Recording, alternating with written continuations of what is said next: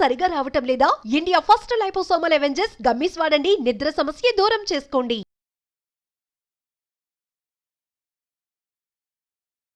Hi hello నమస్తే welcome to our channel.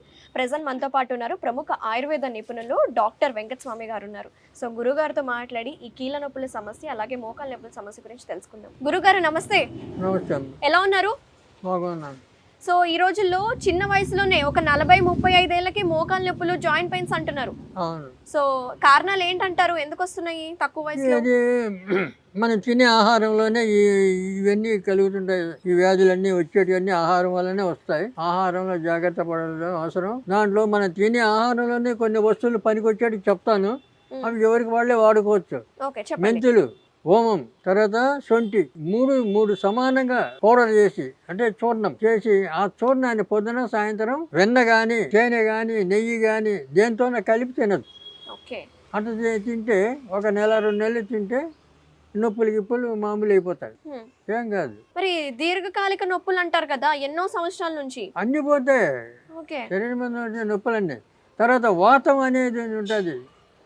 ఆ వాతంతో వచ్చే నొప్పులు వేరే ఉంటాయి. అవి ఎట్లా ఉంటాయి? లక్షణాలు ఎలా ఉంటాయి? ఆ నొప్పులు కూడా పోతాయి. ఏ నొప్పులున్నా పోతాయి. మీరు గృహ చిట్కాలు ఆయుర్వేదంలో మీరు చాలా నైపుణ్యం కలవారు కదా. గృహ చిట్కాలతో తక్కువ ఖర్చులోనే ఎంతో మందికి వైద్యం అందిస్తూ ఉంటారు. సో వంటింటే వైద్యశాల అని చెప్పుకుంటే చాలా మందికి ఇస్తాం కదా. అవును.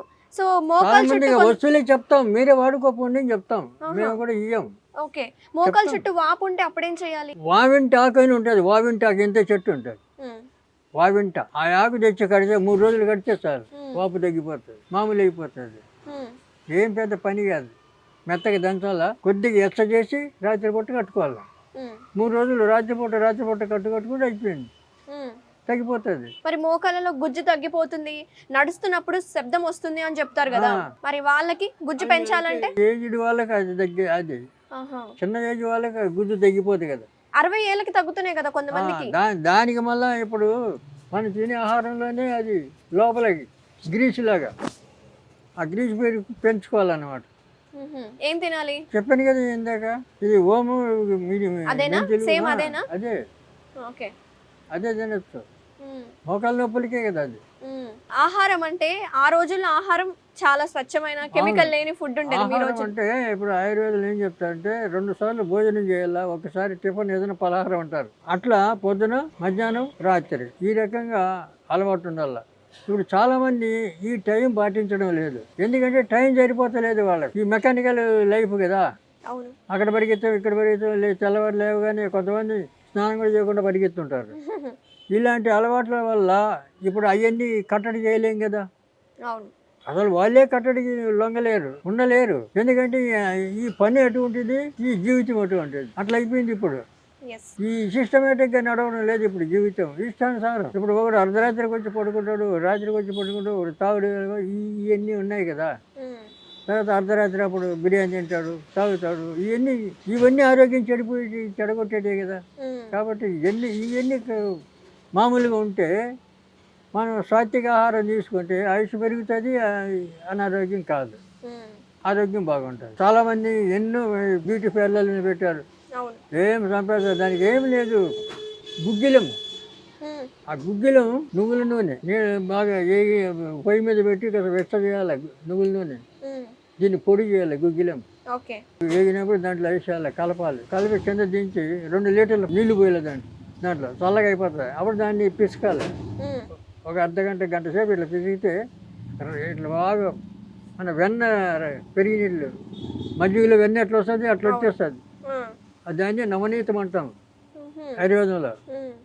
ఆ పేస్ట్ అది రాసుకుంటే ఎలాంటి ముఖానికి అవసరం లేదు. ఇంక వేరే కంపెనీలు తయారు చేసేది, అలోపతి తయారు చేసే కెమికల్ అవన్నీ పెట్టుకుంటే ఇంకా లేనిపోయిన మచ్చలు పడతాయి ముఖం మీద. అవన్నీ అవసరం లేదు. ఇప్పుడు మేము ఏమి రాసుకోం కదా. మేము అది ఉన్న శరీరాన్ని ఉన్నట్లు ఉంచితే పర్వాలేదు. దాన్ని ఆగమర్తిస్తాం కదా. అవిరాసి ఇలాంటి అలవాట్లు తగ్గించుకుంటే ఆరోగ్యం బాగుంటుంది. ముఖం బాగుంటుంది. ముఖం ఎక్కడ పోతుంది? కాబట్టి ఆ గుగ్గిలం అది క్రీమ్ చేసుకోవచ్చు. క్రీమ్ అది ఎప్పటికైనా ఉంటుంది. నువ్వు ఒకసారి చేసి పెట్టుకుంటే ఎన్ని రోజుల వరకు ఉంటుంది? రోజు పొద్దున్నే స్నో రాసుకొని బయట పోవచ్చు, ఓకే. కనపడదు.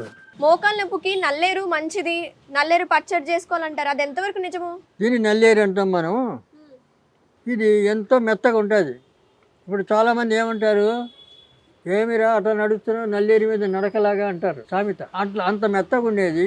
దీన్ని వజ్రవల్లి అంటారు సాంస్క్రిట్లో, అంటే వజ్రంతో సమానం. దీన్ని ఒక సంవత్సరం ఏడాది పాటు తింటే స్వర్ణం చేసి ఈ మన శరీరంలో ఉన్న ఎముకలు వజ్రాలాగా తయారవుతాయి.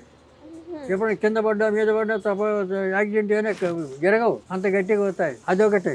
తర్వాత ఇది ఎవరైనా మందు గింది మాకు పెట్టారంటే అటువంటి వాళ్ళకి తినడు, అజీర్ణ శక్తి పెరిగినట్టు తినడు. రెండవది చూర్ణం తింటే ఈ మోకాలు నొప్పులు, ఈ మోకాలు కిరికిరి అంటారు, శబ్దం వచ్చేది, ఇవన్నీ తగ్గుతాయి.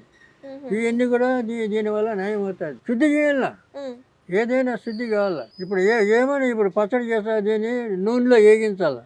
ఇట్లా ముక్కలు చేసి నూనెలో దూరగా వేగించి పచ్చళ్ళు కలుపుకొని తినాలి. చాలా మంచిది, ఆరోగ్యానికి మంచిది. ఇక బీపీ పెరగదు, షుగర్ పెరగదు, అన్నిటికీ పనిచేస్తుంది ఇది.